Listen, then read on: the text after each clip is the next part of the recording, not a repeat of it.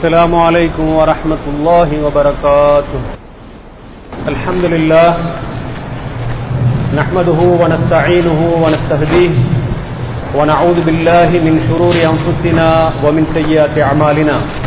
من يهده الله فلا مضل له ومن يضلل فلا هادي له. ونشهد أن لا إله إلا الله وحده لا شريك له ونشهد أن محمدا عبده ورسوله. والصلاة والسلام على سيدنا محمد وعلى آله وأصحابه ومن تبعهم بإحسان إلى يوم الدين. أما بعد، فيا عباد الله، أوصيكم وإياي أولا بتقوى الله. يقول الله تبارك وتعالى في كتابه العزيز وفرقانه المجيد: أعوذ بالله من الشيطان الرجيم. بسم الله الرحمن الرحيم. ومن آياته أن خلق لكم من أنفسكم أزواجا لتسكنوا إليها وجعل بينكم مودة ورحمة إن في ذلك لآيات لقوم يتفكرون. صدق الله مولانا العظيم. وقال نبينا محمد صلى الله عليه وسلم: من رزقه الله امرأة صالحة فقد أعانه على شطر دينه فليتق الله في الشطر الباقي. صدق النبي صلى الله عليه وسلم. எல்லா புகழும் இந்த கோடான கோடி படைப்புகளையும் ஜீவராசிகளையும் அவற்றுக்கு மத்தியிலே கௌரவமான சிருஷ்டியாக மனிதனையும் படைத்து அவனுக்கு இந்த உலகத்திலே வழிகாட்டுவதற்காக காலத்திற்கு காலம் நபிமார்களையும் அனுப்பி வைத்த வல்ல அல்லாஹு தஆலாவுக்கே புகழ் அனைத்தும் சொந்தமானதாக. அல்ஹம்துலில்லாஹ். சாந்தியும் சமாதானமும் அவனுடைய தூதர் எங்களுடைய தலைவர் முஹம்மது முஸ்தபா ஸல்லல்லாஹு அலைஹி வஸல்லம் அவர்கள் மீதும் அவர்களுடைய குடும்பத்தவர்கள், அவர்களுடைய தோழர்கள், அவர்களை இந்த உலகத்திலே மறுமை நாள் வரைக்கும் பின்பற்றக்கூடிய நல்லடியார்கள் அனைவர் மீதும் உண்டாவதாக. புனிதமான ஜும்மாவிற்கு வருகை தந்து இஅ்திகாஃபுடைய நிய்யத்தோடு அல்லாஹ்வுடைய மாளிகையிலே அமர்ந்திருக்கின்ற அல்லாஹ் தஆலாவுடைய நல்லடியார்களே, அருமை சகோதரர்களே, அல்லாஹ் சுப்ஹானஹு வ தஆலாவை எல்லா சந்தர்ப்பங்களிலும் எல்லா இடங்களிலும் அஞ்சி பயந்து தக்வா செய்து கொள்ளும்படி அடியேன் எனக்கும் அப்பால் உங்களுக்கும் நான் வசியத்து செய்து கொள்கின்றேன். அல்லாஹு தஆலாவுடைய நல்லடியார்களே, அருமை சகோதரர்களே, அல்லாஹு தஆலா இந்த உலகத்திலே மனிதனை படைத்திருக்கிறான். ஆனால் மனிதர்களுக்கு மத்தியிலே இரண்டு வகையான பாலாரை படைத்திருக்கிறான். ஆண் என்ற ஒரு பால், பெண் என்ற இன்னும் ஒரு பால். இந்த இரண்டு சாராரையும் உலகத்திலே அல்லாஹு தஆலா படைத்திருக்கிறான்.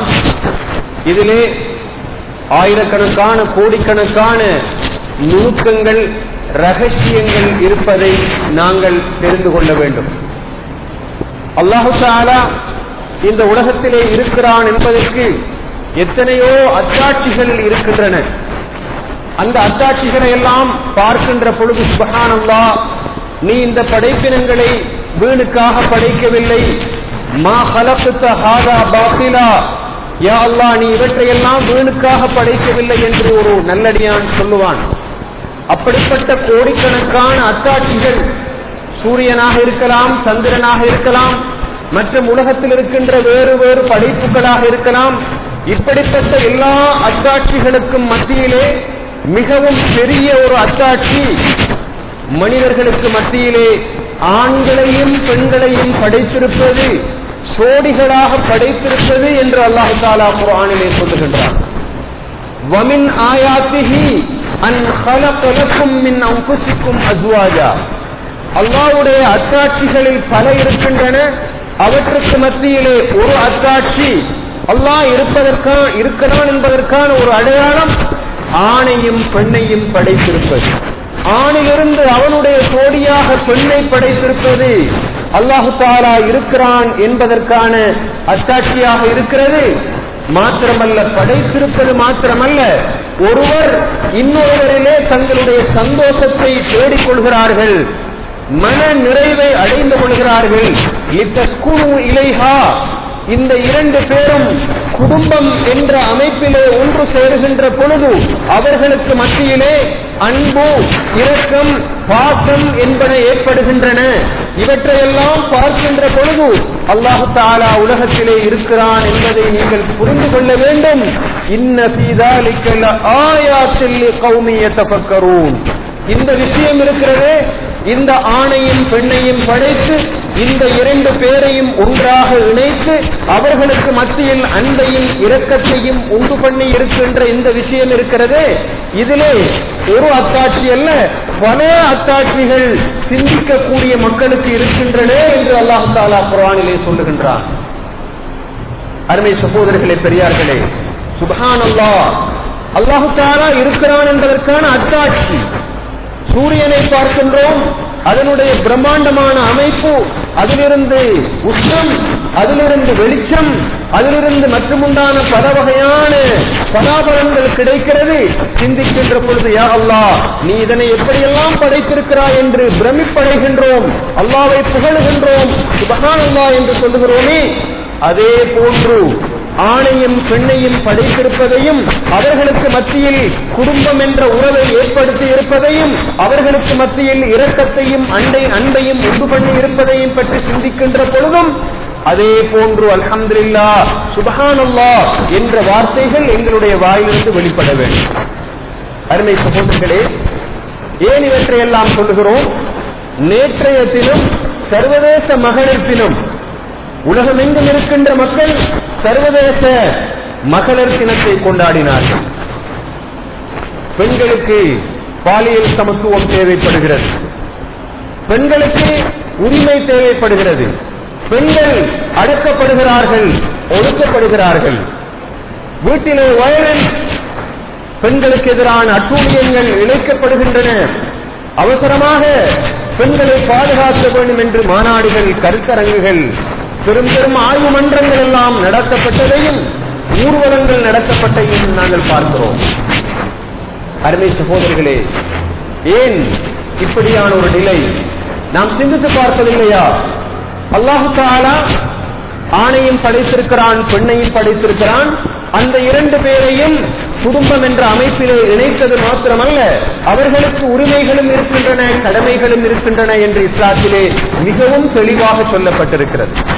உலகத்திலே எப்போது இஸ்லாத்தை புறக்கணிக்கின்றானோ மனிதன், அந்த நேரத்திலே அவனுடைய வாழ்க்கை குடும்ப வாழ்க்கை மாத்திரமல்ல, அவனுடைய பொருளாதார வாழ்க்கை, அவனுடைய சமூக வாழ்க்கை அனைத்தும் நரகமாக மாறிவிடும் என்பதற்கு இந்த உலகத்திலே மேற்கொள்ளப்படுகின்ற இந்த ஆர்ப்பாட்டங்களும் கருத்தரங்குகளும் சிறந்த உதாரணம்.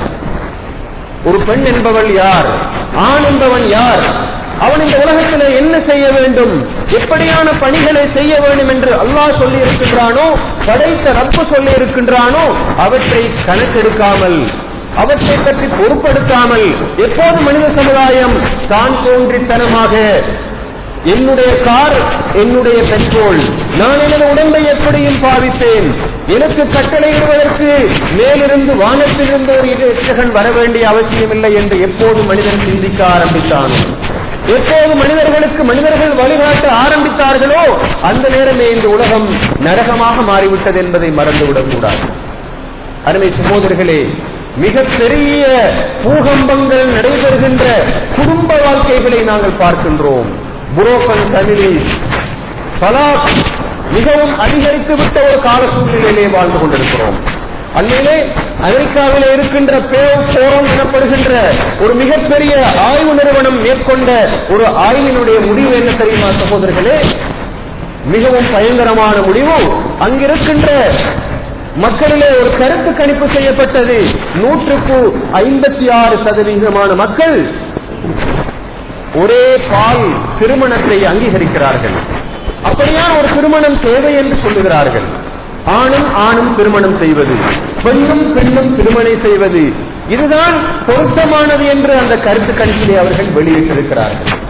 சுப்ஹானல்லாஹ், 2011ஆம் ஆண்டின் கடைசி பகுதியிலே வெளியிடப்பட்ட அமெரிக்காவில் இருக்கின்ற மிகப்பெரிய ஒரு ஆய்வு நிறுவனத்தின் முடிவு இது என்றால் நீங்கள் சற்று சிந்தித்து பாருங்கள். எவ்வளவு மோசமாக குடும்ப வாழ்க்கை ஒரு சேலஞ்சுக்கு உட்படுத்தப்பட்டிருக்கிறது. மனிதன் ஏன், ஆண் ஏன், பெண் ஏன் என்ற கேள்விகளை நாங்கள் எழுப்பி பார்க்கின்ற பொழுது அமெரிக்காவிலே சராசரி ஆண்டுக்கு எய்ட்ஸ் நோயால் பாதிக்கப்படக்கூடிய மக்களுடைய தொகை 50,000 இருக்கிறது. இதுவரைக்கும் சுமார் 57 மில்லியன் பேர் எய்ட்ஸ் நோயினால் பாதிக்கப்பட்டிருக்கிறார்கள் உலகத்திலே. அவர்களிலே சுமார் 20 மில்லியன் பேர் ஏற்கனவே மரணத்தை தழுவிவிட்டார்கள். உலகம் மண்டையை உடைத்துக் கொண்டு இந்த எய்ட்ஸ் நோய்க்காக வேண்டி மருந்தை தேடிக் கொண்டிருக்கிறது. அல்லாஹ் தஆலா எப்போது ஒரு மனிதன் குடும்ப நிறுவனம் ஃபேமிலி இன்ஸ்டிடியூஷனில் இருந்து ஓடுகின்றானோ அவனுக்கு வழங்குகின்ற, உலகத்திலே வழங்குகின்ற ஒரு பெரிய தண்டனையாக, ஒரு பெரிய சிலேஞ்சாக எய்ட்ஸ் நோய் உருவாகி இருக்கிறது. அருமை சகோதரர்களே, விபச்சாரம் கூடாது, ஒரு பால் திருமணம் கூடாது, அது ஹராம்.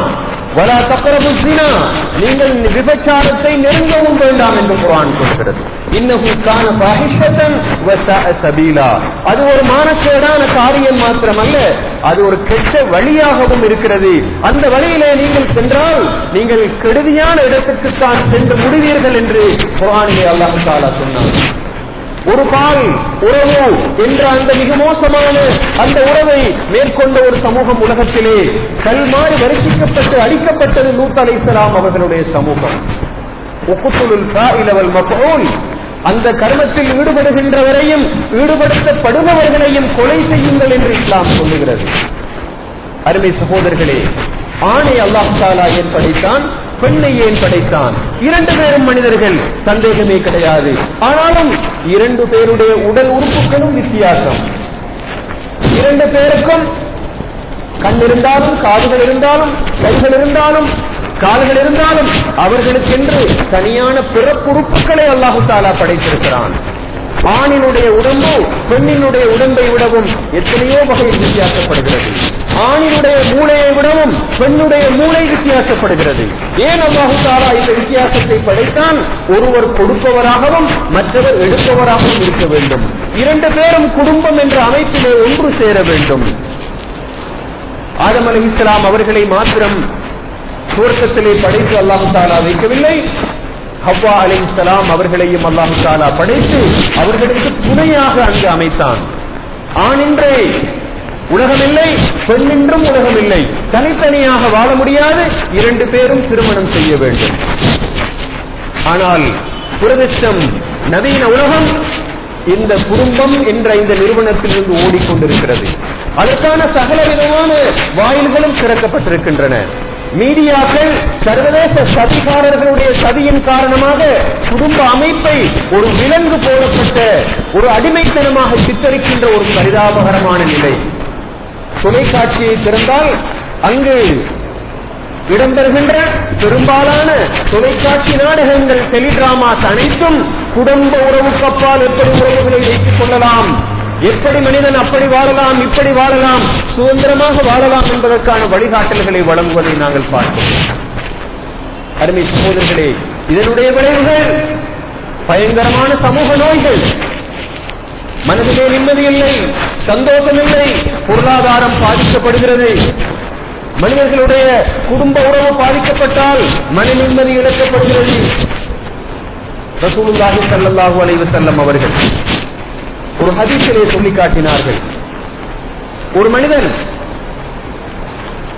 அவருடைய குடும்ப வாழ்க்கை பாதிக்கப்படுவது எவ்வளவு மோசமானது என்ற கருத்தை ஒரு ஹதீஸிலே சொல்லி காட்டினார்கள். ஒவ்வொரு நாளும் ஷைத்தான் தன்னுடைய படைகளை, பட்டாளங்களை இந்த உலகமெங்கும் அனுப்பி வைக்கிறான். இந்த உலகமெங்கும் சென்று பறந்து சென்று உலக மக்களுக்கு மத்தியிலே தீமைகளை தூண்ட வேண்டும், பாவங்களை உருவாக்க வேண்டும் என்பதற்காக வேண்டிய அவர்கள் உலகமெங்கும் பறந்து செல்கிறார்கள். பறந்து சென்று இறுதியிலே அவர்கள் மீண்டும் தங்களுடைய பெரிய ஷைத்தானிடத்திலே வருகிறார்கள். வந்து தாங்கள் உலகத்திலே செய்த அட்டூழியங்கள் என்ன, எப்படியான பாவங்களை தூண்டினோம் என்றெல்லாம் அவர்கள் கணக்கு காட்டுவார்கள். ஒருவன் சொல்லுவான், நான் வட்டி எடுக்க தூண்டினேன். இன்னும் ஒரு சொல்லுவான், நான் கொலை செய்ய தூண்டினேன். இன்னும் ஒரு மனிதன், இப்படியாக ஒவ்வொரு ஷைத்தானும் தங்களுடைய பெரிய ஷைத்தானிடத்திலே வந்து கணக்கு காட்டுகின்ற சந்தர்ப்பத்திலே, தாங்கள் செய்த அட்டூழியங்களை பற்றி சொல்லுகின்ற சந்தர்ப்பத்திலே அந்த பெரிய ஷைத்தான் எல்லோரையும் தட்டி கழித்துக் கொண்டு வருவான். நீங்கள் ஒருவரும் நான் எதிர்பார்த்த தீமையை உலகத்திலே உருவாக்கவில்லை என்று அவர் சொல்லிக் கொண்டிருப்பான். அந்த நேரத்திலே இறுதியாக ஒரு ஷைத்தான் வருவான். இவனுடைய ஒரு கையால் அவன் வந்து சொல்லுவான், நான் இன்று உலகத்திலே நான் வேறு எந்த பாவத்தையும் தூண்டவில்லை. நான் செய்த ஒரே ஒரு பாவம் என்ன தெரியுமா? ஒரு ஆணுக்கும் அவருடைய மனைவிக்கும் இடையிலே பிரிவினையை உண்டு பண்ணிவிட்டு வந்தேன். 2 பேருக்கும் இடையிலே மனக்கசப்பை உருவாக்கிவிட்டு வந்தேன். 2 பேரையும் நான் பிளவுபடுத்தி விட்டு வந்தேன் என்று சொல்லுவான். அந்த நேரம் பெரிய ஷைத்தான் அவனை கட்டித் தழுவிக் கொள்வான். நீதான் நான் எதிர்பார்த்த வேலையை செய்தவன் என்று அவனை புகழுவான் என்று கண்மணியான ஸல்லல்லாஹு அலைஹி வஸல்லம் அவர்கள் சொன்னார்கள். சஹீஹ் முஸ்லிம் என்ற கிரந்தத்திலே இந்த ஹதீஸ் பதிவு செய்யப்பட்டிருக்கிறது. அருமை சகோதரர்களே, பெரியார்களே, இந்த ஹதீஸிலிருந்து நாங்கள் என்ன விளங்குகிறோம்? இந்த உலகத்திலே கோடான கோடி பாவங்கள் இருக்கலாம், ஷைத்தானால் தூண்டப்படுகின்ற பாவங்கள் இருக்கலாம். ஷைத்தானுக்கு மிகவும் விருப்பமான காரியம் ஒரு கணவனும் மனைவியும் பகைத்துக் கொண்டிருப்பது, அவர்கள் 2 பேரும் மனஸ்தாபமாக இருப்பது, அவர்கள் 2 பேரும் தூரமாக விலகி இருப்பது, 2 பேருக்கும் இடையிலே சௌஜன்யம் இல்லை, ஐக்கியம் இல்லை. இப்படியான ஒரு நிலை உருவாகுவது ஷைத்தானுக்கு மிகவும் விருப்பமானது என்ற கருத்தை அந்த ஹதீஸ் தரவில்லையா? அருமை சகோதரர்களே, பெரியார்களே, நாங்கள் ஒவ்வொருவரும் எமது மனதிலே கையை வைத்து கேட்டு பார்ப்போம். நாங்கள் வேலை தளத்திலே வேலை செய்கின்றோம், ஃபேக்டரிகளிலே வேலை செய்கின்றோம், பாடசாலையிலே கற்பிக்கின்றோம். அங்கிருக்கின்றவர்களோடெல்லாம் எங்களுக்கு நல்லுறவு இருக்கிறது.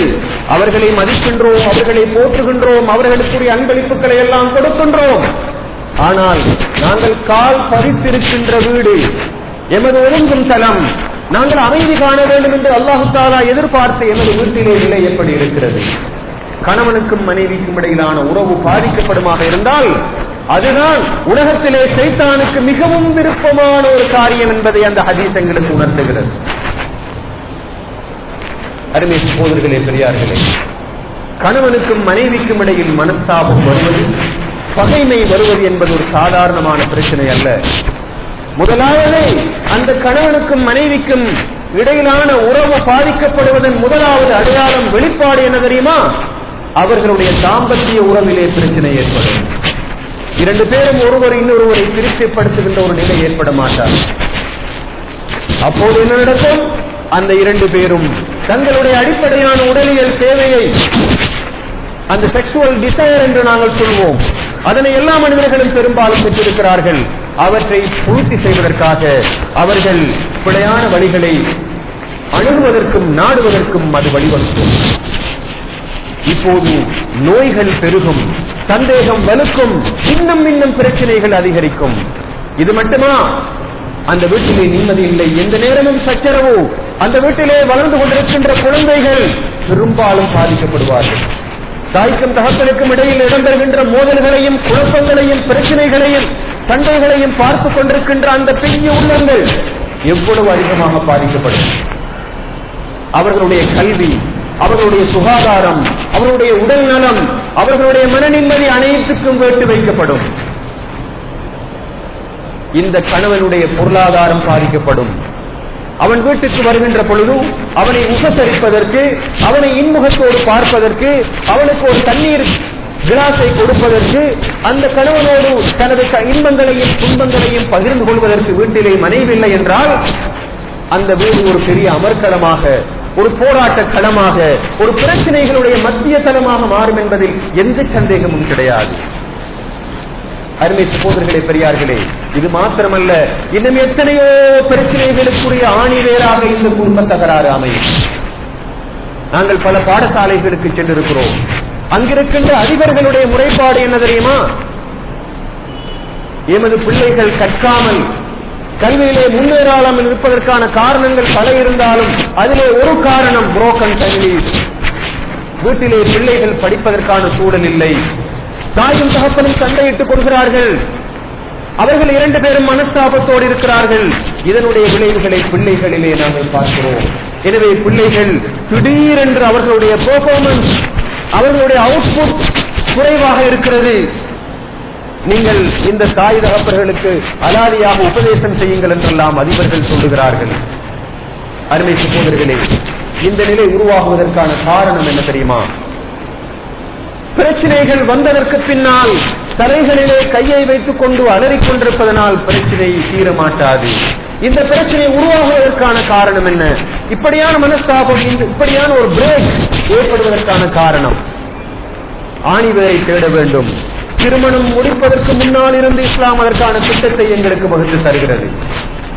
ஒரு பெண்ணை நீ திருமணம் முடிக்கிறாயா, ஒரு ஆணை திருமணம் முடிக்கிறாயா, ஒரு பெண்ணிடத்திலே கேட்கப்படுகிறது, ஒரு ஆணிடத்திலே கேட்கப்படுகிறது, ஏன் முடிக்கிறீர்கள் திருமணம்? ஏன்? ஒரு 1000 காலத்து பயிர், ஒரு 2 நாள் சமாச்சாரம் அல்ல, சில நிமிஷங்களோடு முடிவடைவதல்ல. 2 சிட்டுக்குருவிகள் எங்கோ இருந்து பறந்து வந்து ஒரு தென்னங்குருத்திலே அமர்ந்து கொண்டு அங்கு உறவுகளை வைத்துக் கொண்டு சில நிமிஷங்களிலே பிரிந்து போவது போன்றதல்ல வாழ்க்கை. வாழ்க்கை நீடிக்க வேண்டும், கபருக்கு பின்னாலும் நீடிக்கும், சுவர்க்கத்திலும் கூட மனைவியர்களோடு இருப்பார்கள் என்று குர்ஆன் சொல்கிறது. நபிமார்கள் எல்லாம் துஆ கேட்டிருக்கிறார்களே, குர்ரத்த ஆயுன், எங்களுடைய சந்ததிகளையும் எமது மனைவிமாரையும் பார்க்கின்ற பொழுது எங்களுக்கு கண்குளிர்ச்சியை தருவாயாக ரப்பே என்று கேட்டிருக்கிறார்களே. இந்த கண்குளிர்ச்சி எப்படி வரும்? இந்த பீஸ்ஃபுல் ஃபேமிலி லைஃப் உருவாக்கப்படுவதற்கான காரணம் என்ன? திருமணத்துக்கு முன்னால் இருந்தே திட்டமிடுங்கள். குர்ஆனிலே ஹதீஸிலே வந்திருக்கின்ற கருத்து, அழகுக்காக, பணத்துக்காக, உலக கவர்ச்சிகளுக்காக வேண்டி திருமணம் முடிக்கப்படுகிறதா? அவை விலகுகின்ற பொழுது அங்கு கணவனுக்கும் மனைவிக்கும் இடையிலே இருக்கின்ற உறவு பாதிக்கப்படும். கணவனை மனைவியை தெரிவு செய்கின்ற பொழுது மார்க்கமுள்ளவளை அடைந்து கொள் என்று குர்ஆன் ஸல்லல்லாஹு அலைஹி வஸல்லம் சொன்னார். இதா ஜாஅக்கும் மன் தர்லவுன தீனஹு வ அமானதஹு, உங்களிடத்திலே ஒரு மனிதன் வருகிறான், அவனுடைய தீனுடைய விஷயத்திலும் அவனுடைய நம்பிக்கை நாணயம் விஷயத்திலும் உங்களுக்கு நம்பிக்கை இருக்கிறது என்றால் அவனுக்கு திருமணம் செய்து கொடுங்கள். இது நாங்கள் பார்க்கின்ற கிரைட்டீரியாஸ் என்ன, குவாலிட்டிஸ் என்ன? நாங்கள் எதனை பார்க்கின்றோம்? கடைசியிலே எப்படியான ஒரு துர்ப்பாக்கிய நிலைக்கு நாங்கள் தள்ளப்படுகின்றோம். மார்க்கம் இருக்கிறதா என்று முதலில் பார்க்க வேண்டும். பண்பாடு இருக்கிறதா? இவன் திருமணத்துக்கு பின்னால் இந்த பெண் என்னோடு விசுவாசமாக நடந்து கொள்வாளா, அவளுக்கு ஈமானும் தக்குவாவும் இருக்கிறதா என்றுதான் முதலிலே பார்க்க வேண்டும். ஏனைய பகுதிகள் பார்க்கப்படக்கூடாது என்பது அல்ல. ஒரு ஆணிடத்திலும் பார்க்கப்பட வேண்டியதுதான். கோடிக்கணக்கான ரூபாய்களை கையிலே வைத்திருக்கின்ற மாப்பிள்ளைகளை நாங்கள் பார்க்கின்றோம். 5 மாதத்திலே 6 மாதத்திலே தலாக், 2 பேரும் திருந்து விட்டார்களாம் என்று கேட்கிறோம், கேள்விப்படுகிறோம். அந்த ஆடவன் திருமணம் முடித்திருப்பது பெண்ணை அல்ல, பணத்தை, கோடான கோடி தீவனங்கள் நாங்கள் கேள்விப்படுகின்றோம். 48 லட்சத்து கார், 1.25 கோடி வீடு, கேஷாக 37 லட்சம். அண்மையிலே ஒரு திருமணம் டிவோர்ஸிலே முடிந்தது. ஒரு டாக்டர், ஆனாலும் என்ன பிரச்சனை? எல்லாம் இருக்கிறது. அல்லாஹ்வை பற்றி அச்சம், நான் எதற்காக திருமணம் செய்திருக்கிறேன் என்ற காரணங்கள் எதனையும் விளங்காமல் திருமணம் என்ற கோட்டைக்குள் நுழைகின்ற பலரை பார்க்கின்றோம். அல்லாஹ்வுடைய ரசூல் ஸல்லல்லாஹு அலைஹி வஸல்லம் அவர்கள் மிகவும் அழகாக எங்களுக்கு வழிநடாத்தி இருக்கிறார்கள். திருமணத்துக்கு முன்னால் இருந்தே திருமணத்துக்கு பிந்திய வாழ்க்கைக்கு திட்டமிட வேண்டும். 1000 காலத்து பயிர், குழந்தைகள், அதற்கு பின்னால் எத்தனையோ உறவுகள், அதற்கு பின்னால் எத்தனையோ பொறுப்புகள், இவற்றையெல்லாம் மனதில் கொண்டுதான் திருமணம் செய்யப்பட வேண்டும்.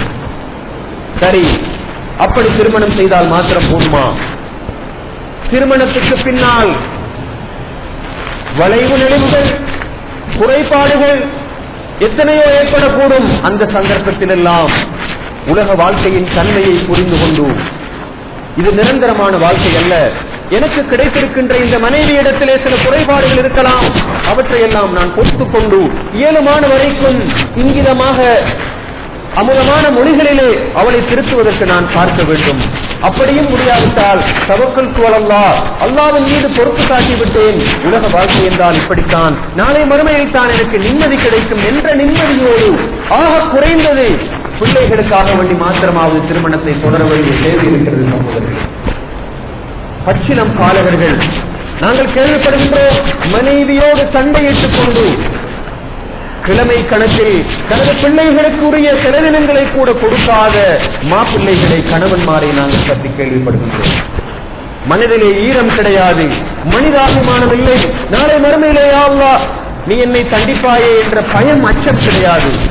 நான் எவ்வளவுதான் தொழுதாலும், எவ்வளவுதான் ரமதானிலே நோன்பிருந்தாலும், எவ்வளவுதான் உம்ராக்களை செய்தாலும், என்னுடைய வீட்டில் இருக்கின்ற என் மனைவிக்கு நான் அநியாயம் செய்தால், எனது பிள்ளைகளுக்கு கொடுக்க வேண்டிய உரிமைகளை நான் கொடுக்காவிட்டால், என்னுடைய ரப்பு என்னை கடுமையாக தண்டிப்பானே என்ற அச்சம் இல்லாவிட்டால் இதெல்லாம் நடைபெறும். ஒரு மனிதன் உலகத்திலே செய்கின்ற தவறை வேறு எந்த தவறையும் செய்ய வேண்டிய அவசியமில்லை. தனது பராமரிப்பில் இருக்கின்ற மனைவியையும் தனது பிள்ளைகளையும் ஒருவன் கவனிக்காமல் விட்டு விடுவானாக இருந்தால் அவன் வேறு எந்த தவறையும் செய்ய வேண்டிய அவசியமில்லை. அதுவே அவனுக்கு பாவத்தை கொண்டு வருவதற்கு, அதுவே அவனுக்கு தீமைகளை கொண்டு தருவதற்கு போதுமானது என்று ஸல்லல்லாஹு அலைஹி வஸல்லம் அவர்கள் சொல்லி காட்டினார். அருமை சகோதரர்களே, பெரியார்களே, மனிதர்களில் யாரும் தவறு செய்தார்கள் அல்ல. சிலருடைய இயல்பிலே சில வித்தியாசங்கள் இருக்கக்கூடும். அழகிலே பிரச்சனை இருக்கலாம், நடத்தையிலே கோணல் இருக்கலாம், சில நேரங்களில் சில கோபப்படக்கூடிய தன்மைகள் இருக்கலாம், முன்பின் முரண்பாடுகள் ஏற்படலாம். உலகத்தில் இருக்கின்ற எவருமே தவறு செய்யாதவர்கள் அல்ல. அந்த நேரத்தில் எல்லாம் பொறுமை சாதித்து இங்கிதமாக கவனமாக அந்த விஷயத்தை அப்ரோச் பண்ணி மன்னித்து குடும்ப வாழ்க்கையை தொடர்வதற்கு பழகிக் கொள்ள வேண்டும். கணவனுடைய மனைவியினுடைய உறவை பற்றி குர்ஆன் சொல்லுகிறது, உன்ன லிபாசுல்லக்கும் வ அன்தும் லிபாசுல்லஹுன்ன. நீங்கள் அவர்களுடைய கவர்மெண்ட் ஆடையாக இருக்கிறீர்கள், அவர்கள் உங்களுடைய ஆடையாக இருக்கிறார்கள். சுப்ஹானல்லாஹ், எவ்வளவு அழகாக இந்த கணவன் மனைவி உறவை அல்லாஹ் தஆலா சித்தரித்திருக்கின்றான் என்று பாருங்கள். உடுப்புக்கு அல்லாஹ் தஆலா இரண்டு பேருடைய உறவையும் ஒப்பிட்டிருக்கிறான். நாங்கள் எல்லாம் உடுப்பு அணிந்திருக்கிறோம், உடுப்புகளை போட்டிருக்கிறோம், ஆடைகளை அணிந்திருக்கிறோம். அதற்கு அல்லாஹ் தஆலா கணவன் மனைவியினுடைய உறவை ஒப்பிடுகின்றான். இந்த ஒப்பீட்டு எந்த ஒரு சைக்காலஜிஸ்டாலும் எந்த ஒரு கவுன்சிலராலும் சொல்லப்பட முடியாத ஒப்பீடு, மிகவும் கவனமான ஒப்பீடு. பாருங்கள், உடுப்பை நாங்கள் உடுத்திருந்தால் எங்களுடைய உடம்பினுடைய மானத்தை அது பாதுகாக்கிறது. முதலாவது அவுரத்தை மறைக்கிறது, இரண்டாவது உடலுக்கு ஒரு அழகை தருகிறது, மூன்றாவது சூரிய வெளிச்சத்தில் இருந்தும் கடுமையான குளிரிலிருந்தும் இந்த கடுமையான புயலிலிருந்து நமது உடம்புக்கு பாதுகாப்பை தருகிறது, உடம்புக்கு ஒரு கவர்ச்சியை தருகிறது. ஆள் பாதி ஆடை பாதி என்று சொல்வார்களே, இதற்குத்தான் ஒரு மனைவியை அல்லாஹ் தஆலா ஒப்பிடுகின்றான், இதற்குத்தான் ஒரு கணவனை அல்லாஹ் தஆலா ஒப்பிடுகின்றான். கணவனிலே இருக்கக்கூடிய தவறுகளை மறைப்பவனாக ஒரு மனைவி இருப்பாள், மனைவியினுடைய தவறுகளை மறைப்பவனாக கணவன் இருப்பான். அந்த இரண்டு பேரும் ஒருவருக்கு ஒருவர் அழகு சேர்ப்பார்கள். அந்த இரண்டு பேரும் பரஸ்பரம் புரிந்துணர்வோடும் அன்போடும் தங்களுடைய வாழ்க்கையை கொண்டு போவார்கள். அருமை சகோதரர்களே, பெரியார்களே, இப்படியான ஒரு நிலை, நிம்மதியை காண வேண்டும், சந்தோஷத்தை காண வேண்டும். நாங்கள் நினைப்பது போன்று வாழ்க்கை என்பது பஞ்சனை மெத்தையை கொண்டதல்ல. அதிலே பல சவால்கள், பல பிரச்சனைகள் இருக்கத்தான் செய்யும். அதற்குள்ளால் இந்த குடும்ப வாழ்க்கையை நாங்கள் மேற்கொள்ள வேண்டும். இலங்கையில் இருக்கின்ற சுமார் 65% குடும்பங்கள் இந்த ஃபேமிலி வயலன்ஸ் எனப்படுகின்ற குடும்ப இந்த வன்முறைகளுக்கு உள்ளாக்கப்படுவதாக அண்மை கால அறிக்கைகள் சொல்லிக் கொண்டிருக்கின்றன.